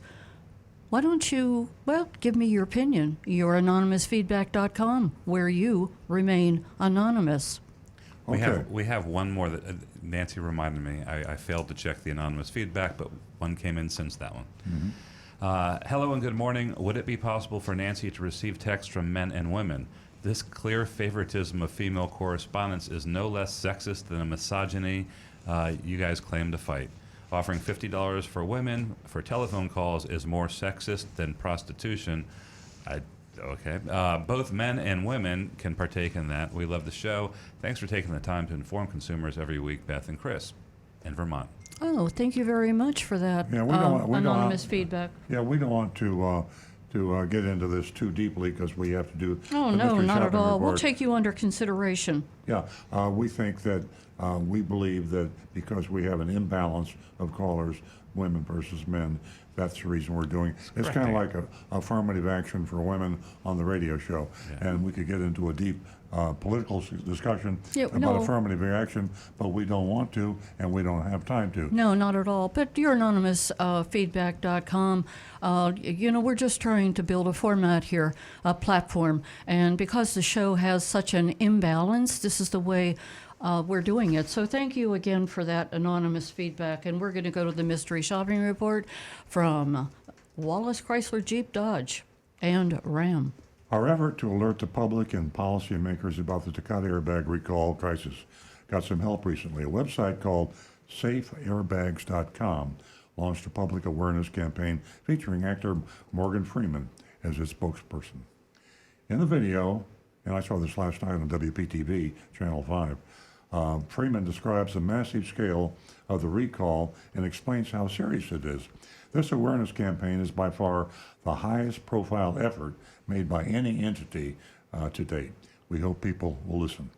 With or without Morgan Freeman's help, we will continue to raise awareness and keep the focus on this public safety crisis with the aim of getting our politicians to wake up and take action. During the last few months, we've increased the intensity of our investigations and have mystery shopped the largest sellers of used cars in Florida, probably the world. CarMax is certainly the biggest in the world, and off-lease only is the biggest in Florida, or tied for second with CarMax. Between the two of them, they sell almost all the used cars. Slight exaggeration. But they've demonstrated in our shopping reports how bad they are, really bad. Even when they're not so bad, they need great improvement. Yesterday, we turned our attention to the Treasure Coast and paid a visit to Wallace Chrysler Jeep Dodge, Ram, and Stewart. Why they named themselves that, I don't know. We'll call them Wallace Chrysler. I mean, that is such a mouthful. We need to change that. We sent Agent Thunder in to check out a 2012 Volkswagen Passat with 3 recalls. A Takata recall, a heat shield recall, and a headlight cap recall. All 3 have available remedies. Amazing how many we shopped recently that did not have remedies. This car listed for $12,346. Agent Thunder was instructed to go to Stewart, pretend to buy the VW to pass the Takata test. The Walsh Chrysler would have to disclose the recall, stop the sale, and either offer to get the recall fixed or offer an alternative vehicle for Agent Thunder to buy. That's to pass that took on the test. Operation report, like I'm the guy shopping. I called Wallace to see if the 2012 VW Passat was available. I spoke to Doug, who told me it was there, asked if I'd like to come in and take a look. I said I was headed that way, on my way up from Jupiter. He said, ask for me when you come in. When I arrived, I walked over to where they kept their used cars and looked around for the Passat. I found it within a few minutes, but it was locked, so I decided to head into the showroom. I was greeted by Doug as soon as I walked in. He was ready for me, and he had the keys to the Passat. Doug noticed I was sweating, very observant, suggested we stay inside so I could cool off before he went out to look at the vehicle. We sat down. Doug offered me a cup of water, nice touch, at the desk. He went through the standard Q&A that I normally experience when I go into a car dealership. Asked me to wait while he pulled the Passat up the front of the showroom for me. When he came back inside to get me, he said the AC was pumping ice cold and was all gassed up and ready for me to take home. You know, he's working on, I was sweating, he got me the water, and now the AC's cold. A very talented salesperson. Yeah. Very good. I enjoyed the test drive. Doug was funny, sense of humor, very good. Made me feel comfortable. He also spoke very highly of the Wallace Company and its reputation for honesty and how they take care of their customers. In full transparency, I know Bill Wallace, known him for many years. I can't say we're friends, but we're acquaintances. We chit-chat. He's done me a favor or two when customers had problems in his dealership. So that's disclosure. I could tell this conversation by Doug was standard pitch, but he delivered it convincingly. When we returned, Doug asked me if I had any questions. I said I just wanted to know if I was getting a good car and if the price that I'd seen online was actually the price I pay. Doug replied with this question: if I was satisfied that it was a good car and I got the online price, would I take it home today? Trial close. Classic trial close from a good salesman. Smooth, and, you know, he's a good actor. And I say that in a positive sense because that's what selling is all about. You get a really good actor. Well, Morgan Freeman we're talking about. He's a fabulous actor, and he delivers a message that is sincere and believable. In this case, I believe Morgan is sincere, but a good salesman has to fake sincerity. Play a role. Right. I told Doug that I came in on the price of $12,346. If I could get that, I'd take it, but I wanted some info on the car first. Doug said we take a look at the Carfax report. He said he could tell me right then and there that it was a one-owner vehicle with no accidents. That's good. He offered to get the paperwork and the Carfax reports. He left, came back with another cup of water, and then left again to get the documents from his manager. So he's bringing the cups of water as opposed to the bottle of water. That's an expense reduction idea. Well, it's better for the environment, too. No plastic. I just pictured they had a nice cooler nearby. Exactly. He showed me the worksheet with my price. Now, worksheet, remember, is not a legal document. And this plays anytime any of you buy a car. You will not be shown, probably, the legal document. The numbers you see, the disclosure you see, whatever transparency you see is not on a legal document, so they can't be held responsible. If you look at the fine print at the bottom, it will probably say worksheet, not a legal document. Yeah, let me see here. Okay. The sale price, okay.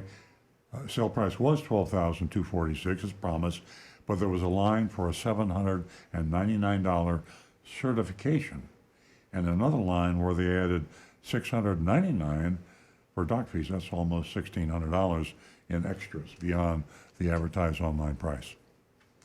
I asked about both. He said the certification was a mistake and that he would have that taken off. It was not a certified Volkswagen Passat. So what he was telling me was that it didn't meet the requirements from Volkswagen, that it would be certifiable, that you could check the car over and call it. 7-year-old car. 7-year-old car. And you would have to pay extra if it was certifiable, and you get an extra warranty, but it was too old. But they thought it was, and it was a mistake. Sounds like it was a legitimate mistake, but you can't be sure. But like you said, it's not a legal document, so Exactly. you'd have to be pretty vigilant and make sure it didn't appear on the real one. Yeah. The dock fee was not coming off, though, and the dock fee is just another name for a hidden fee, which is a dealer fee. He also said, here we go, there's a $129 e-filing fee. Now, that wasn't on the worksheet, was it? No. No.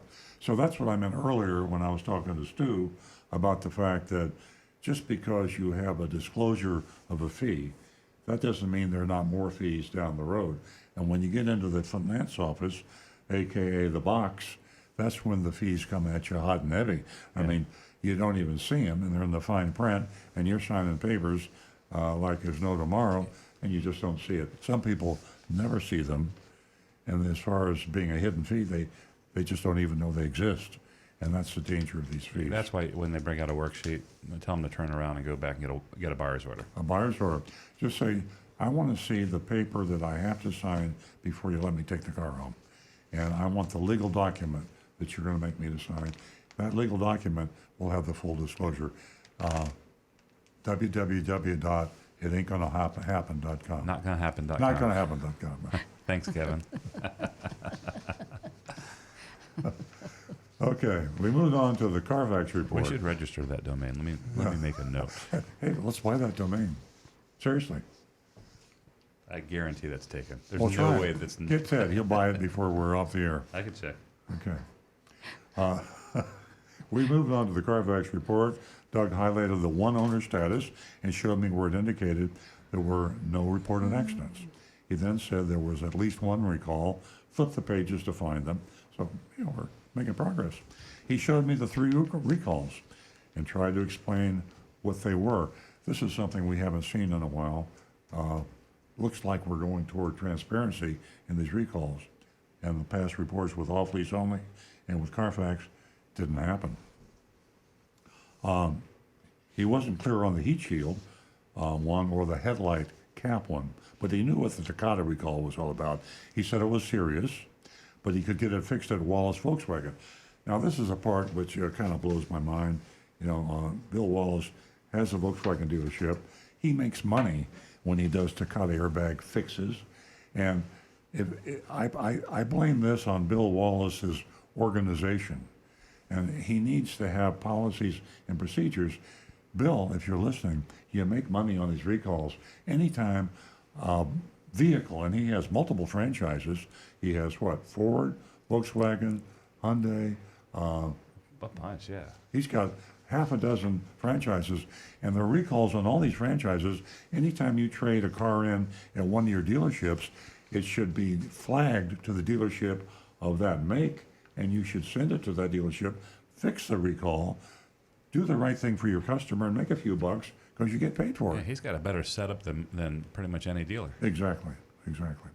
At any rate, he'd have to call the service department to get a time frame from me. Now, this is kind of humorous. It's an inside joke, but you'll see what I mean in a minute. I grimaced and said, this new information kind of soured me on the whole deal.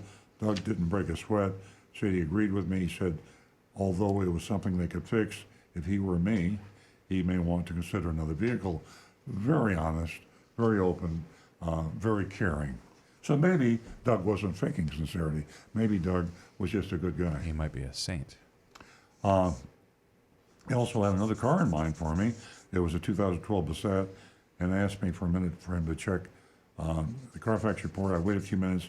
He returned with good news. The other 2012 Passat was recall-free, and it was priced about $1,000 less. It wasn't the premium edition like the one I was interested in. Didn't you? I thought I read somewhere, maybe I skipped over it, where he tried to get hold of the service department, but he couldn't get through to them. Yeah, he said he called and they were on hold for a long time. What was that? Yeah. The reason I asked is because my dealership has the same problem. Is that the service department? It's coming up. It's coming up. It's the next paragraph. Oh, okay. But anyway, I'll ad-lib it because there isn't a lot of cooperation between the sales departments and the service departments.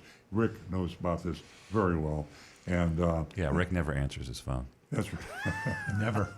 Because he's busy fixing cars. That's why. It's a bad thing for the customer. It's a bad thing for the dealership. Our dealership and all car dealerships need to work on better communication. This is an example of the ultimate miscommunication, where the car dealer himself would benefit financially by better communication between his used car departments and his service department. Lost a sale. Exactly. And it's just an inherent baked-in problem about getting recalls fixed.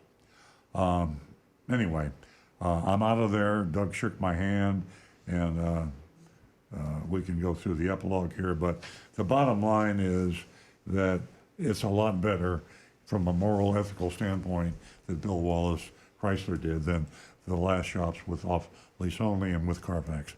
And it also points to the, other than deception and greed motives, is the fact of life motive that these car dealers are not getting these cars fixed.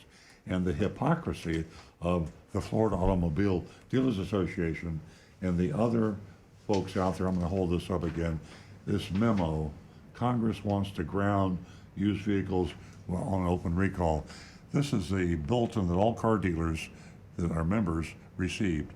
And the Florida Automobile Dealers Association and the National Automobile Dealers Association are lobbying to have this law by Senators Blumenthal and Markey to make it illegal to sell cars with dangerous recalls. And they're saying, well, what we need to do instead is to get all cars fixed that have open recalls. And we've had recalls on cars for what? 50 years? At least. When do they stop us? They've always recalled cars, haven't they? Yeah. And it's really gotten crazy recently. Five minutes, okay. They really have recalled an inordinate number. Only about 25 to 30% are getting fixed. No. Yeah, 25 to 30% are not fixed. 70% are on the roads. Well, what am I? 70% are on the roads unfixed. Unfixed. That's what it is. Yeah. So it's Russian roulette. You're probably going to get you're going to have one chance in 4 or one chance in 3. They Takata airbag recall. Oh. Morgan, when did you get here? Morgan has arrived. Morgan Freeman, Academy Award-winning actor, just joined us in the studio. Okay, thank you very much. 1 out of 6 cars, sorry. Anyway, the point being that the recall problem exists. It's not going to get fixed. Car dealers are not going to try and to pretend so we can avoid grounding these cars, which is what they should do. We're never going to fix the problem. Trust me on this, folks. If you grounded the cars and you said you can't sell them, that's the only way they would get fixed. Yeah. They would have to fix them, because if they didn't, they're going to pile up in inventory, and they're not going to be able to sell a car on a trade-in because they won't be able to allow enough money if they grounded and made it illegal. So this bill, Senators Richard Blumenthal and Ed Markey, and this is this a Senate bill? It's a Senate bill. Then it goes to the House, right? So it's S 1971. Let your representatives and your senators, your congressmen know that you support this bill, and be it known that the national and the state associations for car dealers are fighting it. And it's just a damn shame. Yeah, great information. Do we Now have we got to time? vote. We got to vote. Do we have time to run Morgan's safe? Well, we'll run it after. Let's do the vote, then we'll run Morgan. Yeah. Okay, go ahead. Okay, well, we have grades coming in. We have a C from Ed, an F from Jean, harsh.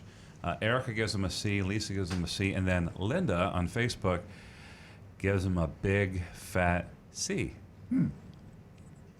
Well, we have empathy among our voters, and I think they understood it. We had an honest, seemingly empathetic salesperson. Full disclosure. Yeah, I'm past. A C from Sandy just came out on our text line. My vote is a C. Okay, great. We've got Kit Kat says an F for the company, but a B for the salesman. Very good. Frank is coming up with a C across the board. And myself, I'm going to give him a C. And LJ, C. And Karen gives him a D. I'm going to give him a C, and that's for the salesperson recommending that they consider another vehicle. I'm going to give him a C plus because of the salesperson. Steve on Facebook just chimed in with a C plus too. Very good. Right. Well, congratulations, Wallace Chrysler. Wallace Chrysler in Stuart, Florida. It seems strange we congratulate you with a C And- or a C plus, but when you consider the competition out there, it's absolutely terrible. We had to take Carfax and off-lease only off our recommended list. Yes, absolutely. So you want to buy a used car, go to the Wallace Group. Ladies and gentlemen, if you want to see that launch of the public awareness campaign from Morgan Freeman, you can go to safeairbags.com. Yeah, we'll post it on earloncars.com. There you go. And also, I thought we just got a text from my brother Jason, 3589. Well, I won't read his number on there, but it's a different area code. 678, and I'm not going to read the rest of it. It gives him a C. So, boom. Thank you very And much. Marsh Nice from job, Bill. Vermont gives him a C as well. Oh, great. Okay, ladies and gentlemen, I see where we're out of time. We all thank you for being with us this Saturday morning. Stay tuned. We'll be right back here in our hot seats Saturday morning, 8 a.m. Have a wonderful weekend. Go Steelers.